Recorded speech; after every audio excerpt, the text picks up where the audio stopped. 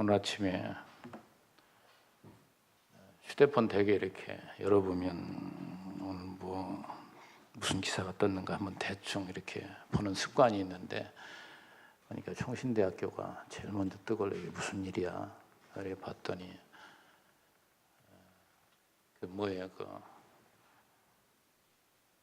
지금 학생들이 총장 때문에 학교를 점거하고 있는데 그걸 풀기 위해서 참 세상 힘을 빌어 가지고 그걸 풀려고 오늘 아침에 그 다툼이 벌어진 내용이 나옵니다.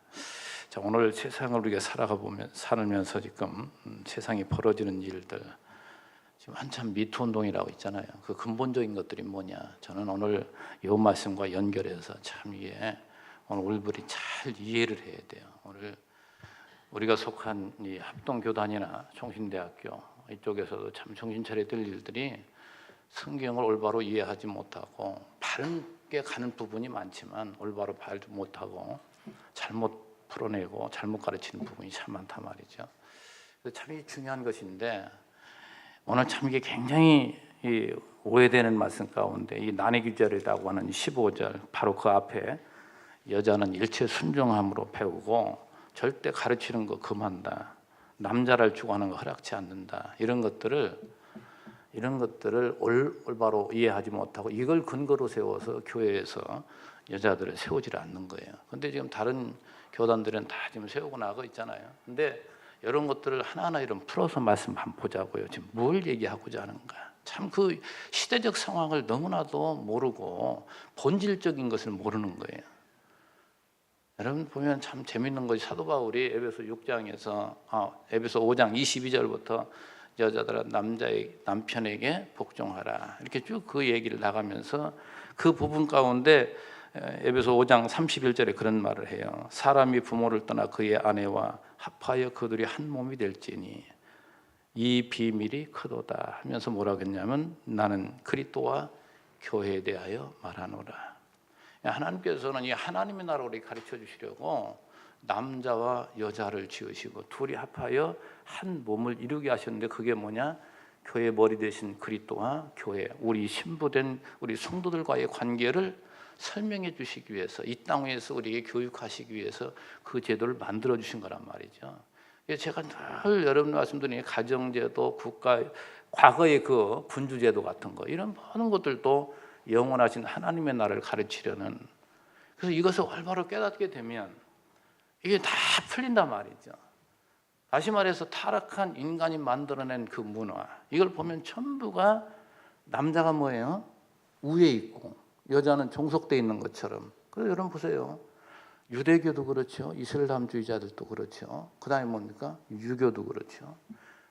모든 인간 타락한 인간 세상에서 남자가 여자를 주관하는 것으로 하나님 그렇게 지으셨어요. 근데 그 주관하는 것이 사랑의 힘으로. 그래서 에베소 5장 22절 이후에 그리스도가 교회를 위해서 뭐 했어요? 죽으셨잖아요. 그래서 사랑의 힘입니다. 그 사랑으로 그 아내를 주관해 나가시는 것이고 치료해 나가신 거 이끌어가는 것이지, 그 사랑의 힘에 의해서 순복하고 여기 나오는 아담하고 여기에 단정하고 이런 얘기 나오잖아요. 이런 것들이 어디서 나오느냐? 바로 거기서 나오는 거예요. 다시 말해서 그리스도가 오시기 이전에는 인간들이 그렇게 살았어요. 그런데 그리스도가 오신 이후에는 남녀의 차별이 없고 전부가 그리스도 안에서, 아까 이제 포도나무 찬양했잖아요. 자, 요한복음 15장에서도 예수님이 하나님은 농부라, 그렇죠? 자기는 포도나무라, 너희는 가지라. 그 열매는 포도나무에 연결되어져 있을 때 열매가 맺는 것이지 그리스도와 떨어지면 그건 아무 상관없어요. 그래서 그리스도가 오신 이후에 우리들의 그 회복, 주의 나라가 회복된, 여러분이 다시 말해서 이 진리를 깨닫게 되면 뭡니까? 나에게 가정을 주신 것도 자리매김이 돼요. 왜? 아버지로서, 남편으로서, 아내로서, 엄마로서 그 역할을 잘 감당하는데 누가요? 하나님 나에게 여기 맡겨주셨습니다. 이 사명이에요. 사명감. 그리고 거기에 충실히 살아가는 사람은 뭡니까? 전부 서로 사랑하고 아름답게 그 모임을 이게 다 만들어 갈 수 있단 말이죠. 이걸 성경은 우리 가르쳐 주는 것인데, 예수 안에서 너도 있고 나도 있고 남편도 아내도 있고 가정도 있고 나라도 있고 다 예수 안에서, 저와 여러분이 예수가 없다면 이 타락한 이성, 타락한 이성, 이거에서 만들어낸 그 문화 속에 살아야죠. 늘 물리적인 힘으로. 인간이 얼마나 못됐습니까? 인간이 완전히 인간의 다툼과 싸운 뭘로요? 물리적인 힘으로 이걸 해결하려고 그래요. 종교사에 얘기도 했습니다만은 그것도 어떠한 물리적인 힘으로 서로 지금 이러거든요. 우리가 그리스도 안에 돌아가면 뭐가 옳은지 그게 딱 나오잖아요. 그럼 자기 자리에 들어가면 되는 거예요. 자기 자리에. 제가 늘 여러분 강조하는 것이 겸손을 얘기했습니다. 겸손. 겸손이라는 건 뭐냐? 자기 자리 찾는 거예요. 자기 자리. 내 자리. 교회에서도 자기 위치, 가정에서 자기 위치. 분명히 하나님이 그 자리를 나에게 주었잖아요. 또 그 자리를 맡겨주신 것은 그만큼 나에게 능력도 하나님 주셨어요. 그 은사잖아요. 그 은사 따라서 자기 역할을 잘 감당해 나가는 것, 이것이 하나님의 나라를 세워나가는 일인데, 이걸 인간들이 만들어낸 이 타락한 문화 속에서, 이 타락한 이성 속에서 만들어낸 것들은 전부 빗나간 겁니다. 인간 기준에 만든 것들이 그게 대표적인 예가 유교 사상 아니에요. 우리나라 사람들이 다 거기에 젖어서 지금까지 살아왔고 지금도 마찬가지예요. 그래서 딱 처음에 이제 교회가 들어왔을 때 예배당 모습이 재밌었다니까요. 되게 교회는 여성도들이 많으니까 의자 우리처럼 4개 있으면 3개는 여성들이 앉고 남성도들은 딱 한쪽에 앉아 딱 갈랐었잖아요. 이게 전부 유교 사상에서 나온 것들이잖아요. 이런 것들이. 그리고 한 집안을 보세요. 얼마나 또 나도 그런 가정에 태어나서 자랐기 때문에 우리 아버지가 좀 못마땅하면 기침 한번 크게 합니다. 그러면 하던 일을 다 중단하고 아버지 눈치 보는 거예요. 그리고 무슨 장난하고 놀다가도 방으로 도망가고 숨고, 이 한 가부장적인 문화 속에서 그 아버지의 그 권위, 이게 사랑의 힘이 아닌 물리적인 힘으로 모든 걸 통솔해 나가려고 했을 때 통솔을 잘 해나 거기에 다 따라가는 것 같지만 전부 구성원들이 뭐예요? 불만 가지고 있는 거예요. 그러나 사랑의 힘으로 이끌어갈 때에 다 차원에서 서로 가까워지고 화목하고, 이게 진짜 하나님의 나라 이 말이죠. 오늘 교회도 마찬가지. 교회도 마찬가지. 그래서 가정이나 교회나 말할 거 없습니다.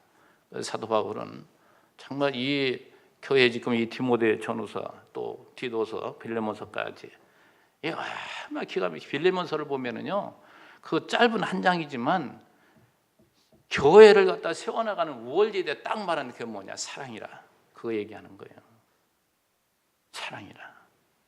자, 그래서 앞에서 지도자를 하나님 부르셨고 그 다음에 지도자 임무에 대해서 말씀하는데, 우리 지난번 시간에 이 말씀드렸던 것과 연결해서 우리 생각해 봅시다.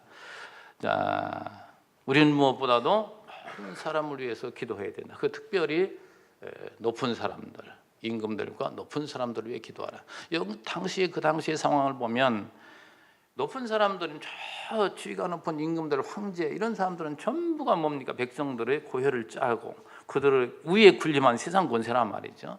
그들을 위해 기도하라는, 그들 다 잘되라는 얘기가 아니고 성도들의 평안한 신앙생활을 위하여 기도하라 이 말이죠. 그들이 바로 하나님을 두려울 줄 알고 교회가 어떤 곳인지도 알고 이 세상의 모든 이치를 그들이 바로 알고 통치해 주기를 이렇게 기도하라. 그 이유가 바로 그거라고 했는데, 여러분 지난번 말씀드렸지만 교회의 지도자 다른 게 없어요. 교회 성도들로 하여금 하나님 어떤 분인지를 바로 가르쳐서 그들이 편안하게 이 땅 위에 하나님 믿고 믿음으로 살도록, 신앙생활 잘 하도록. 그 신앙생활이 뭐예요? 평안함으로 사는 거예요. 평안함으로.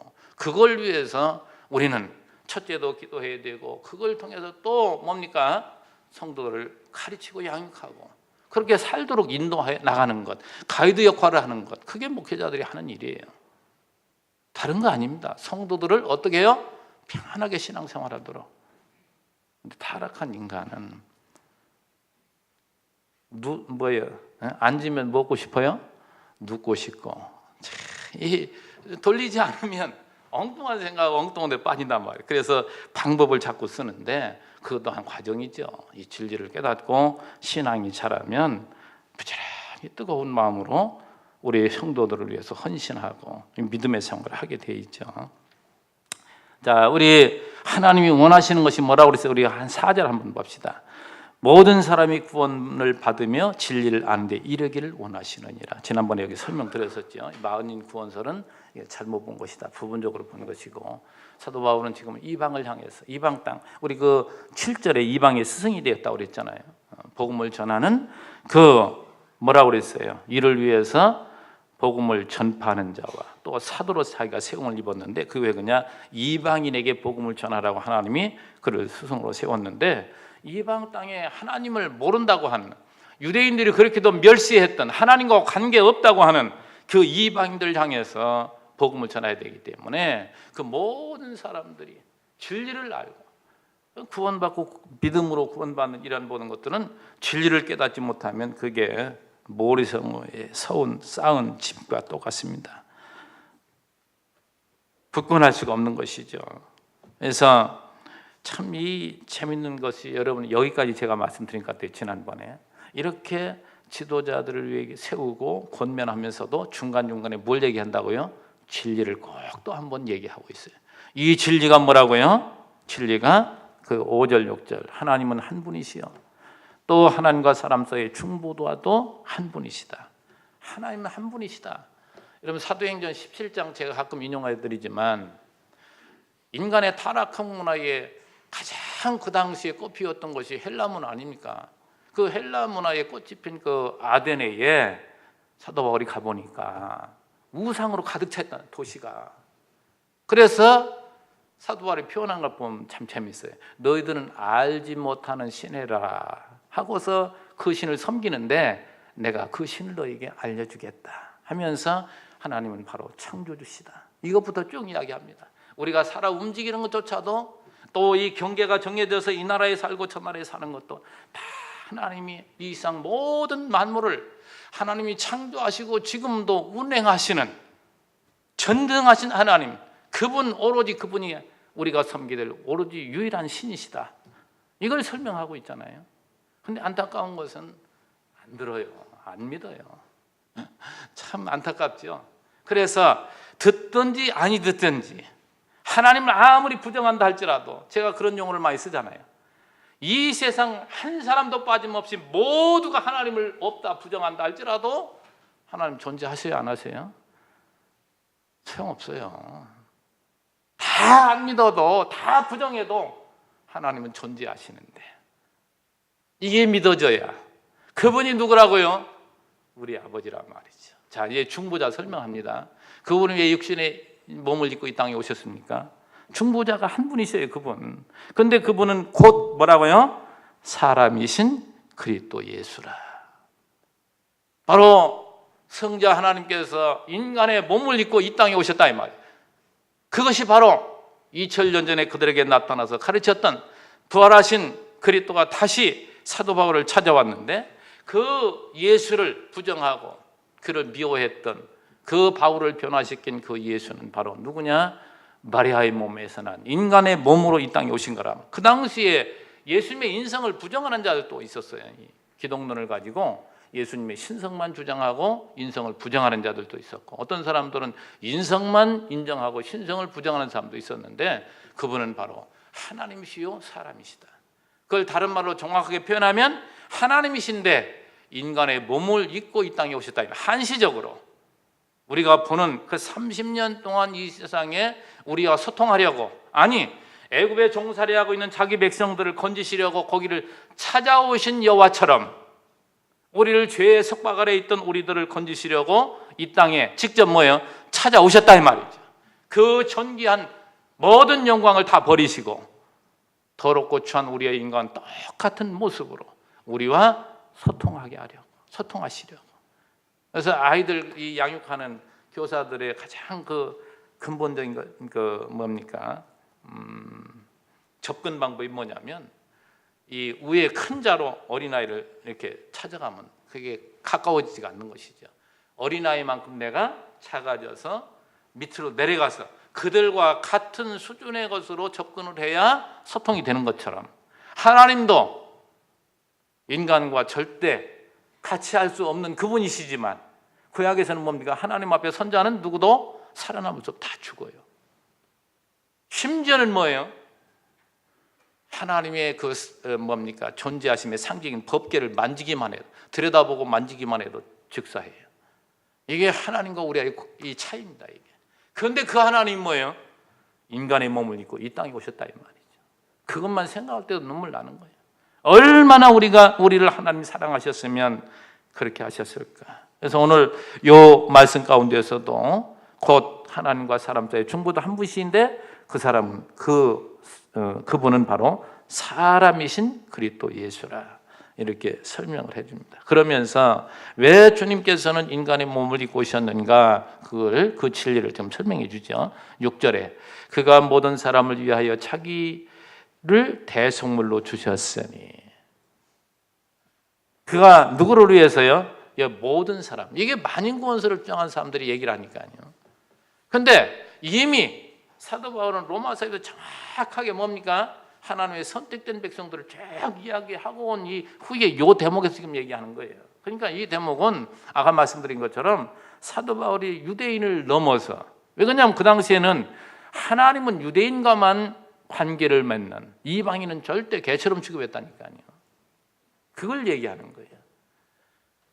그 자기 백성. 그래서 제가 그걸 꼭 인용해 드리잖아요. 마태복음 1장 21절에 보면 예수라는 이름으로 이제 예수가 마리아의 몸에 잉태되었다고 했을 때 천사가 그 요셉에게 찾아와 가지고 아이를 낳으면 예수라 하라. 근데 그 예수를 풀어서 말씀하실 때에 마태복음 1장 21절에 자기 백성을 그 죄에서 구원할 자. 누구요? 자기 백성이라니까요. 자기 백성 아닌 자를 죄에서 구원하러 이 땅에 오신 게 아니에요. 자기 백성을 그 죄에서 구원할 자. 이게 예수라 이름이란 말이죠. 그래서 이런 것들도 우리가 전체적인 맥락에서 지금 뭘 말하고는 하는 것을 올바로 알지 못하면 부분적으로 오해하게 돼 있어요. 모든 이단 잘못된 집단들이 그렇습니다. 그 집단들이 가르치는 그 부분적으로 보면 아주 잘 가르쳐요. 부분적으로 보면 맞아요. 전체적으로는 뭐예요? 각 없는 소리를 하는 거예요. 그러니까 그건 뭡니까? 틀린 얘기라 이 말이죠.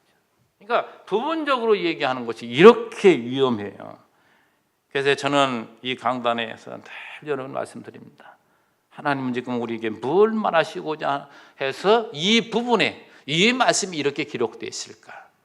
넓게는 뭡니까? 창세기부터 요한계시록 그 안에 어떤 한 부분에서 지금 말하고자 하는 것 다 처음부터 마지막까지 전부 연결되어 있는 거예요.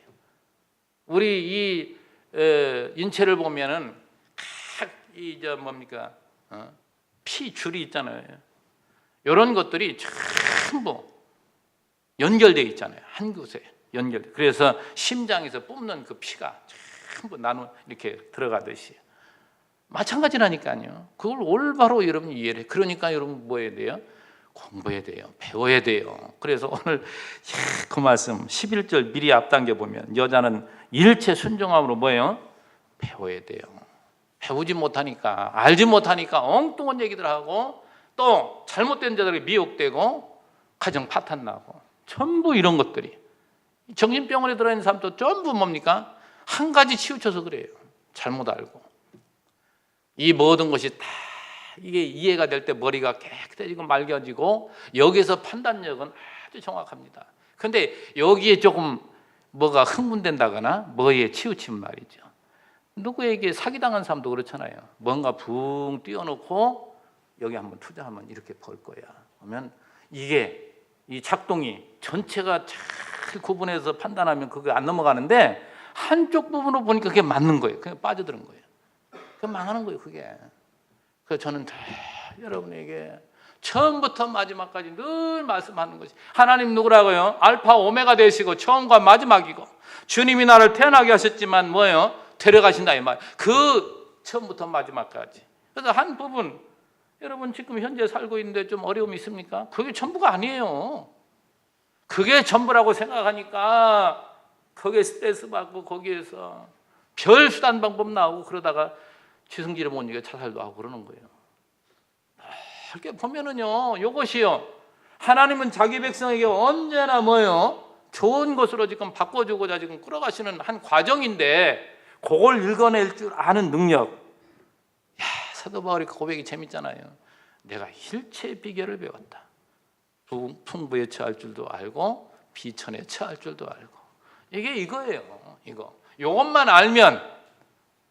알면 어디서든지, 심지어는 감옥에서도 그는 기쁜 거예요.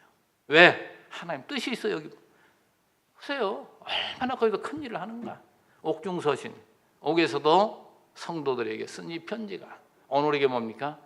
하나님 말씀, 성경이 되어서 오늘 우리가 보고 있잖아요. 거기에서 또 누구를 만나요? 오네시모를 만나잖아요. 빌레몬의 종이었던 그 오네시모가 뭡니까? 사도 바울의 동역자가 되어서 얼마나 어디서든지 큰 일을 감당하는지. 왜요? 범사에 그는 하나님을 알아요. 그러니까 범사에 그를 하나님을 감사하고 늘 기쁘고. 이게 정말 회복된 성도의 아름다운 모습이죠. 여기 지금 6절에 말하는 것처럼 그가 모든 사람을 위하여 자기를 대속물로 주셨으니 기약이 이르러 주신 증거니라. 하나님께서 계획하신 것, 예언대로 그대로 오셔서 그분이 그대로 모든 걸 이루셨잖아요. 요한복음 1장 21절 보면 세례 요한이 그렇게 증거합니다. 보라, 예수님을 바라보며 세상 죄를 지고 간 하나님의 어린 양이로다. 분명히 그분이 바로 이렇게 구약의 제사제도까지, 어린 양이라는 얘기는 구약의 제사제도를 지금 이야기하는 거예요. 자, 그래서 이 사도 바울을 부르셔서 사도의 직분을 주신 이유를 7절에 설명해 주는데, 이를 위하여, 다시 말해서 이 진리, 예수 그리스도를 이방인들에게 전하기 위해서 자기를 뭐예요? 전파자와 사도로 세우심을 입었다 그 말이죠. 그거는 참말이요 거짓말이 아니다. 왜 이 말을 했냐면 그 당시에 사도 바울은 12 제자 중에 하나가 아니잖아요. 그냥 많은 사람들이 바울을 사도로 인정하지 않았다 이 말이에요. 그러나 사도는 사도행전 9장에 나오는 것처럼 정확하게 주님이 찾아오셔서 그에게 이 직분을 주셨기 때문에 그는 어떠한 편지에서든지 자주자주 이 용어를 쓰는 거예요.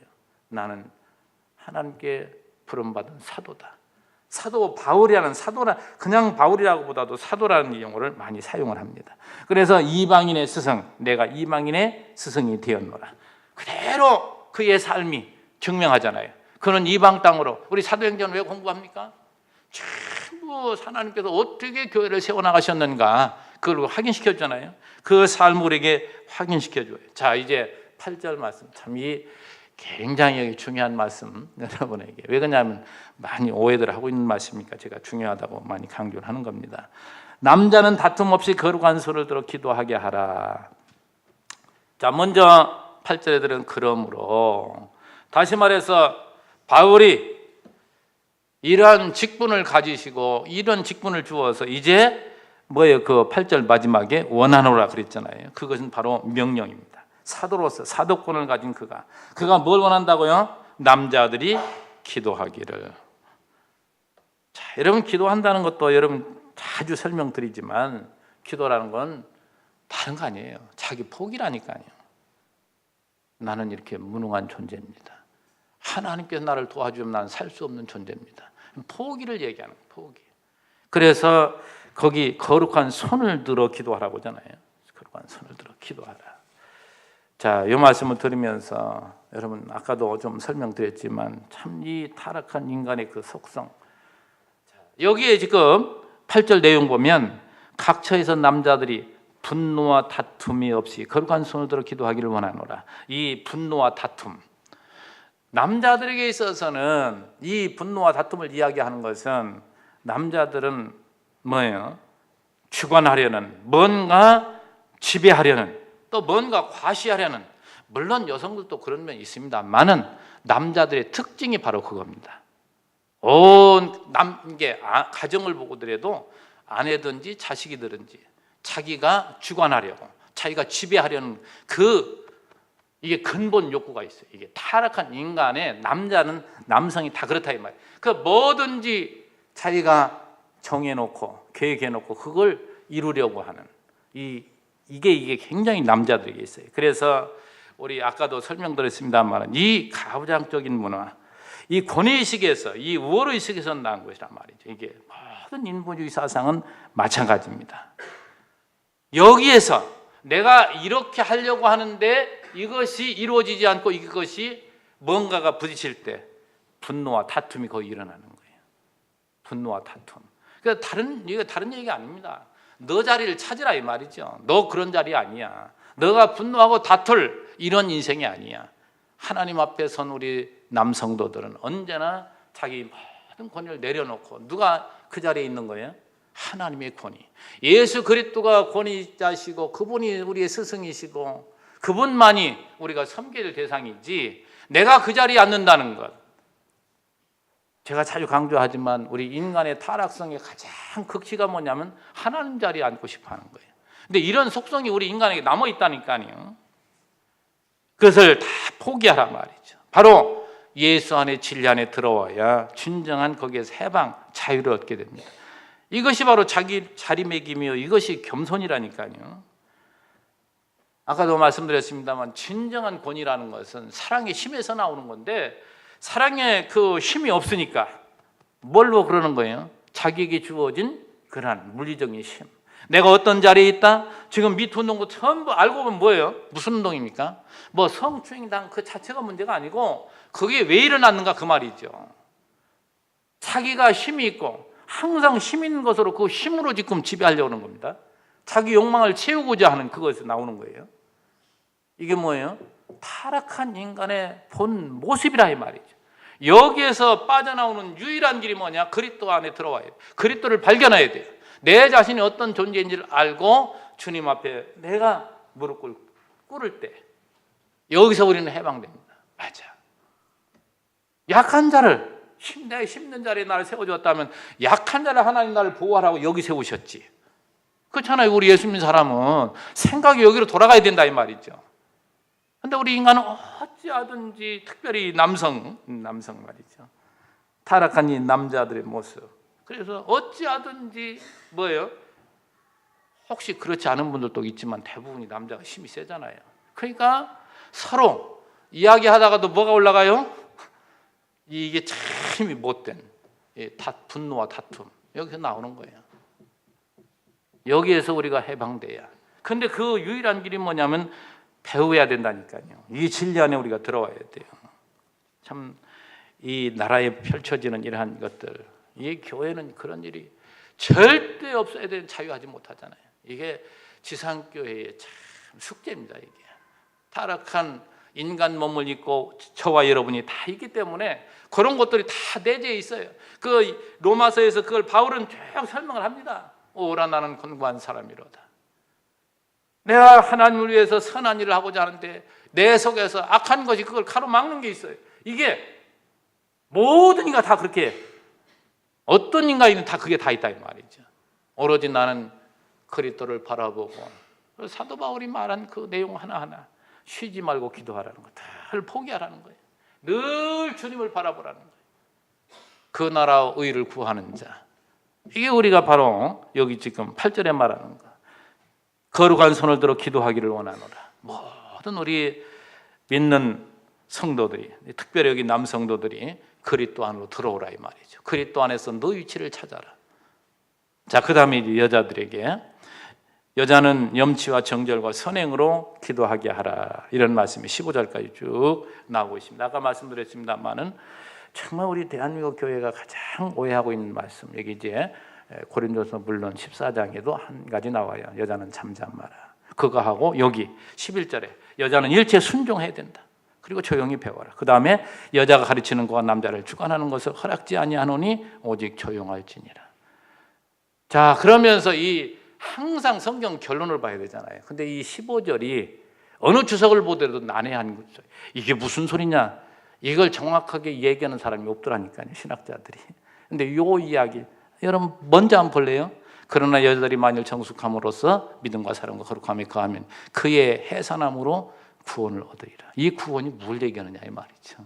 우리가 뭐 예수 믿고 구원받는 그 얘기를 하는 거 아니잖아요. 이걸 우리가 하나하나 이제 살펴보자 이 말이죠. 이걸 하나하나. 자, 하나하나 이제 풀어서 여러분 한번 살펴볼 텐데, 자, 바울이 여자들에게 무엇을 하라고요? 남자는 단 한 절, 그 8절에서 이야기하는데 여자는 7절이나 쭉 얘기해요.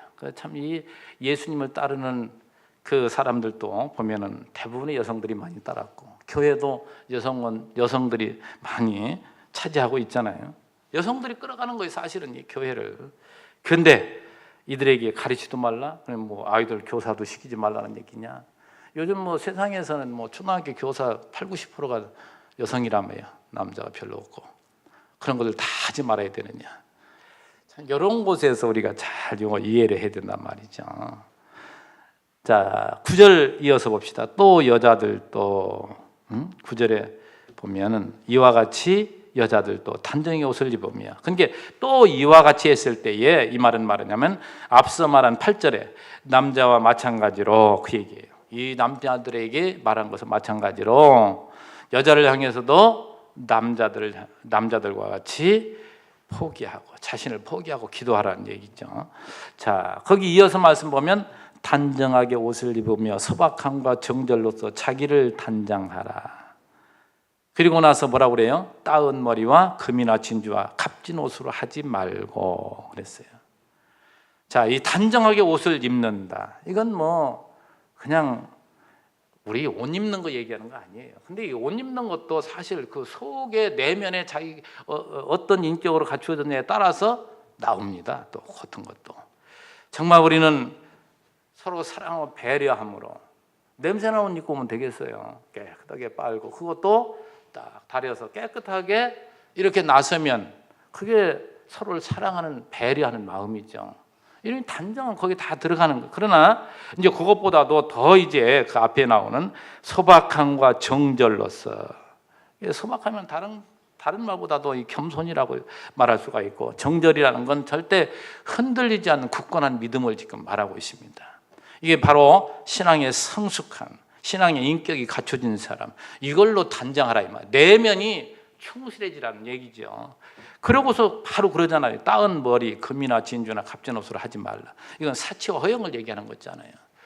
세상에 여자들이 뭐 머리를 좀 따면 어떻습니까? 그리고 좀 치장을 하면 어때요? 그거 얘기하는 게 아니잖아요, 지금. 그러니까 외형적인 것으로 자기를 자꾸 돋보이려고 하지 말고, 그것보다 더 중요한 건 뭐예요? 그러니까 예수님도 가르치는 거 그렇잖아요. 그 바리새인들 그 대화 속에서도 너희들은 참 더럽게 왜 손도 씻지 않고 먹냐 했을 때, 사람을 더럽게 하는 것이 입으로 들어가는 것이 더럽게 하는 것이냐, 속에 나오는 것이 더럽게 하는 것이냐, 그 얘기하는 근본적인 걸 얘기하잖아요. 근데 사람들은 전부 근본적인 것은 제껴두고 겉에 이걸로 포장하고 뭔가 이런다 이 말이죠. 그러나 너희는 절대 그것이 아니다. 먼저 무엇이냐, 바로 그 뒤에 나오는 말씀과 바로 연결이 되잖아요. 뭐라고 합니까? 오직 선행을 하기를 원하는. 그 선행은 뭐냐? 앞에서 말한 것처럼 단정의 옷을 입고 소박함과 정절로서 자기를 단장하라. 이게 거룩한 성도의 모습이란 말이에요. 성도의 자란 모습, 신앙의 인격이 갖춰진 그러한 모습, 성숙한 성도의 그 아름다운 모습을 지금 얘기하는 건데, 이것이 뭐예요? 여기에서 나오는 것이 진정한 아름다움이고 진정한 권위예요. 이것이. 여러분, 정말 어느 여성이 있다고 칩시다. 그 여성이 옷의 화려함과 이런 것이 문제가 아니고, 그 사람의 말하는 거나 그 사람이 생각하는 것이나 행동하는 모든 것들이 정말 여자로서의 그 품격을 갖추고 있는 사람 보면 그 사람을 감히 가볍게 취급을 않습니다. 범접하지 못합니다. 그러잖아요. 이것이 진정한 권위요, 이것이 아름다움이지. 지금 사도 바울 우리 성도들에게 뭘 얘기하고 있느냐? 초대교회에 그렇게 억눌려 있던 사회에 난존여비 사상이 유대교는 더하다니까요. 우리나라 유교 사상보다도. 그럴 때 복음이 들어오니까 많은 성들이 교회 안에 들어와서, 야, 이거 차별이 없어졌구나. 또 종과 주인과의 관계도 마찬가지. 야, 주인 너 봐라, 이제 그리스도 안에 들어오면 너 그리스도 안에 너와 내가 동등하잖아. 이러면서 하면 교회가 되겠느냐 말이죠. 사도 바울은 제가 자주 언급하지만 종에게 뭐라고 해요? 주인에게 순복하라고 하잖아요. 그걸 몇 군데 가르치잖아요. 여러분, 그 안에 복음이 들어가고 예수가 들어가면 그게 다 철폐되어 있어요. 회복되게 돼 있어요. 남녀간의 관계도 마찬가지예요. 이게 타락한 문화가 만들어낸 것이지 거기에 예수가 들어가고 진리가 들어가면 신앙 인격이 갖춰지면 뭐가 돼요? 차별이 없게 되어진다니까요. 이 잘못된 권위와 잘못된 지식 이게 겉이거든요. 포장한 것. 이것들을 지금 깨고자 하는 것이죠. 깨고자 하는 거예요. 오직 선행으로 하기를 원하노라. 이 선행도 제가 선을 갖다 자주 말씀드리지만 하나님이 기뻐하시는 삶이 선이란 말이죠.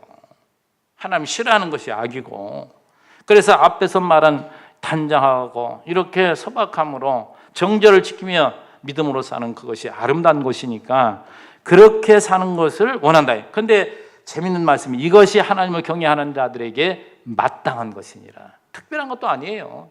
자연스러운 것이고 당연한 것이지.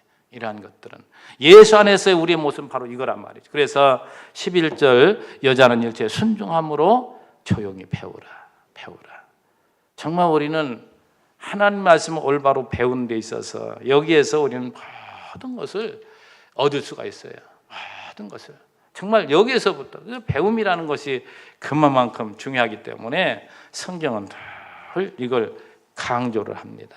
조용히 배워라.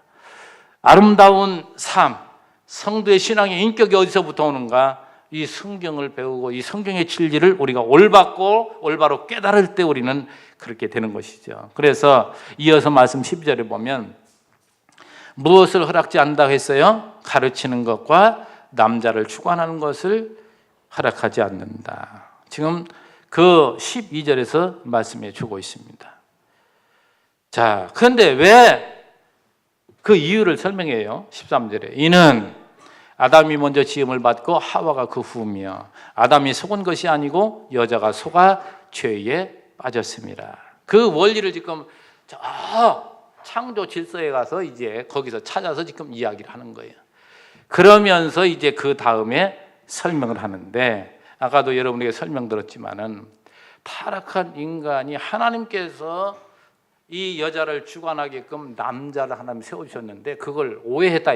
타락한 인간이 뭡니까? 주관한다는 것을 자기 힘으로 뭔가 억압하고 밀어붙이려고 하는 이 잘못된 타락한 문화가 만들어낸 것이 주님 오실 때까지 이 세상이 팽배해 있고 지금도 세상은 전부 그렇게 돼 있어요. 그러나 교회는 그런 것이 아니라는 거, 이걸 설명하는 거예요. 그래서 마지막 15절이 그만큼 중요하다니까요. 15절이 그러나 그랬죠. 15절을 여러분에게 제가 설명할게요. 이 그러나는 헬란 말로 대라는 단어를 사용하는데 이건 내용의 반전을 나타내는 접속사예요. 이거는 앞에서 얘기하는 거 완전히 바꿔서 지금 얘기하는 거예요. 이제 결론적으로 지금 그걸 얘기하는 거예요. 그러면서 진리의 말씀을 배우고 깨닫게 되면 어떤 모습으로 변하는가? 어떤 모습으로 변하는가? 바로 이 완전히 이제 그리스도 안에서는 이제 과거의 잘못된 문화 속에서 이렇게 살아왔던 이런 것들이 이제 되찾는 거예요. 이게 회복이라는 거예요. 회복. 완전히 되찾아져요. 그러나 여자들이 정숙함으로써 믿음과 사랑과 거룩함에 거하면, 다시 말해서 그리스도 안에 들어와서 새로운 정말 이 진리를 깨닫고 하나님 아는 지식에 충만해지면 거룩한 하나님의 백성으로서의 가르칠 만한 이러한 소양을 갖춘 자가 되면 그의 해사람으로 구원을 얻으리라. 이 뜻은 뭐냐면은 가르치는 것과 남자를 주관하는 것을 허락지 않는다는 그 관습에서 벗어나게 된다. 이 뜻이란 말이죠. 그런데 이것을 갖다가 제가 여러 주석을 찾아봤거든요. 그렇게 이해하는 데가 없어요. 다 엉뚱한 이야기들 하고 있는 거예요. 엉뚱한 이야기들. 그래서 오늘 교회에서도 마찬가지요. 교회에서도 온 구성원들이 거짓한다 여성불로 되어 있는데 여성을 지도자로 세우면 안 된다는 거예요. 그게 어디 사태를 불렀느냐. 총신대가 참 안타깝습니다. 저는 그 사태를 보면서 그거 앞장섰던 분이 지금 총장이거든요. 그래서 총신대 강사로 여성분이 어느 여성분이 강의를 하고 있었는데 그분이 우리 이제 교단에서도 여성을 목사로 이제 세울 때가 됐다. 이제 그 얘기를 해가지고 금방 잘린 거예요. 그거 실제 있었던 일이라니까요. 실제 있었던 일이라니까요. 여기에서 오해돼가지고 그래가지고 전 총회장 어떤 분은요 여기 강단 여기는 거룩한 곳이니까 절대 여성도 올라오지 못한, 청소도 못하게 남자들만 한데 여기가 어딘다고 이게. 그런 잘못된 사고방식, 이게 지금도 무너지지 않고 있다니까요. 이런 것들, 이런 성경 한 구절 이런 것들이 얼마나 안타깝느냐 이 말이죠. 그리스도가 오심으로 이제는 뭐예요? 차별이 없어요. 그래서 제가 골로새서 3장 11절 말씀, 거기에는 이 하나님의 나라, 그리스도가 오신 이 이후에 하나님의 나라, 헬라인이나 유대인이나, 그러니까 유대인만이 아니고 헬라인은 모든 유대인 이외의 다른 민족을 다 얘기하는 거예요. 또 할례파나 무할례파나, 야만인이나 수구다인이나, 종이나 자유이나 차별이 있을 수 없나니 오직 그리스도는 만유시요 만유 안에 계시니라. 그 다음에 갈라디아 3장 28절 29절 보면 너희는 유대인이나 헬라인이나 종이나 자유이나 남자나 여자나 다 예수 그리스도 안에 하나이니라. 똑같다 이 말이죠. 근데 이런 것들은 성경에 들어오지도 않나 봐요. 어떤 한 부분을 가지고, 한 부분은 뭐예요 지금? 사도 바울이 그 당시의 환경을 가지고 잘못됨을 지금 지적해 주는 거예요 지금. 그리고 여성들에게 제발, 왜 그냥 그때 현상도 그러니까 뭐냐, 제대로 알지도 못하고 그리스도 안에 우리는 자유인이 되었으니까 뭐 남자 너나 나나, 또 종이 주인 너나 나나, 노예가 말이죠. 그게 되겠느냐 말이죠. 그걸 지금 이야기하는 거거든요. 자연스럽게 예수 안에서 진리를 깨닫고 우리 신앙인격이 자라나면 뭐예요? 자기 본분을 다 알아요. 그래서 자기 역할, 남편과 아내도 쭉 여기 생각해 보면 정말 사랑하는 남편, 또 아내는 뭐예요? 남자라는 것은요, 여자가 지지하면 힘이 나는 것이고 여자한테 인정 못 받으면 풀이 죽는 겁니다. 남자라는 존재가 원래 그런 거예요. 그렇기 때문에 이 아내는, 그리스도를 믿고 제대로 된 아내는 남편을 존중할 줄 알고 남편을 세워준다 이 말이죠. 근데 그 남편이 뭐예요? 그 아내의 사랑을 가지고 힘을 얻고 세상에서 나와 싸워 이기는 거예요. 그리고 제대로 된 남편은 그 아내를 뭐예요? 그리스도가 교회를 위해서 죽으신 것 같이 정말 아내를 위해서 사랑의 힘으로 아내를 사랑해주고 끌어가면 아내는 자연스럽게 행복한 겁니다. 그러면 그 남편을 위해서 어찌 좋은 음식 장만하지 않고 그러겠느냐 이 말이죠. 여기 다 지금 따라오는 거잖아요 이게. 근데 뭐예요? 여성들, 여성 해방운동이 잘못된 여성 해방운동, 힘으로다가 남자를 지배하려고 든다니까요. 그거 절대 잘못된 거예요 그거. 그러니까 사도 바울은 지금 얘기하는 게 뭐냐, 이것도 잘못이고 저것도 잘못이고 모두가 뭡니까? 그리스도 안에 들어오라는 거예요. 예수 안에 내가 어떠한 신분인지, 내가 어떠한 자리에 하나님이 세워주셨는지, 하나님이 너를 왜 여기에 부르셨는지 그걸 알게 되면 모든 것이 자유죠. 모든 것이 해방이고 모든 것이 감사하고 기쁘고, 이걸 얘기하는 거예요. 이걸. 참 오늘 우리들도 이런 말씀 들으면서 우리의 잘못된 사고방식, 뭐 남자가 먼저 지음받고 여자는 갈빗대에서 취해서 했으니까 여자는 나에게 종속된 것이다, 아니라니까요. 그런 것들을 올바로 인식하지 못하고 한 성경의 이런 한 부분을 갖다가 대고서 자기의 어떠한 우월, 자기의 어떠한 권위, 이런 것들 얼마나 더럽고 추한 모습이냐 그 말이죠. 정말 왜 하나님께서는 아담을 지으시고 그 다음에 하와를 만드시고 둘이 합하여 한 몸을 이루게 하셨는가, 이 원리를 우리가 알면, 이 말씀만 하고 마칩니다. 무슨 말씀하냐면, 사두개인들이 예수님 앞에 나와서, 이 부활이 없다는 사두개인들입니다, 물어요. 예수님을 시험을 해요. 자, 한 남자가 있어서 아내를 얻어가지고 자식을 낳지 못하고 그 남자가 죽었는데 그 후대 7명의 동생들이 쭉 있는데 둘째, 셋째, 넷째, 다섯째, 일곱째까지 다 그 남편이 되어요. 이게 계대 결혼법이잖아요. 그게 율법에 정해준. 그래서 이제 부활이 있다고 했을 때에 그 부활한 다음에는 그 여인의 남편이 누가 되겠느냐, 7명 중에. 이렇게 물어볼 때 예수님이 뭐라고 대답합니까? 예수님이, 너희들이 참 성경을 오해했구나. 그것은 남자 여자 있는 곳이 아니야. 다 우리는 천사들과 같이 그리스도가 오로지 우리의 남편이고 우리는 다 아내들이야. 고대목은 없지만 다 그 포함된 얘기입니다. 이 땅 위에서 우리는 남녀를 이렇게 나눠두신 것은 우리가 그를 억압하고 누르고 뭔가 그를 위해서 자기 쾌락을 찾으라고 그런 게 아니라 이 말이죠. 지금 미투 운동도 있고 그러지만 그런 게 아니라 이 말이죠. 우리는 이걸 배워야 되는데 이 세상에 벌어지는 모든 것들 가운데서도 우리는 하나하나 하나님과 우리의 관계를 배우고 우리가 주님 앞에 들어가면 모든 것이 이해가 다 되는 거예요. 해결이 다 되는 거예요.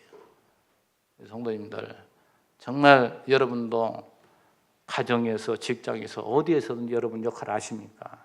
하나님 왜 나를 여기 세우셨는가? 그걸 올바로 알면 정말 자녀를 억압하지 않고 내 소유물로 알아서 막 내가 뭔가 계획을 세우고 거기 맞춰서 아이를 만들어 나가려고 하는 그 폭력 같은 게 안 나온다 이 말이에요.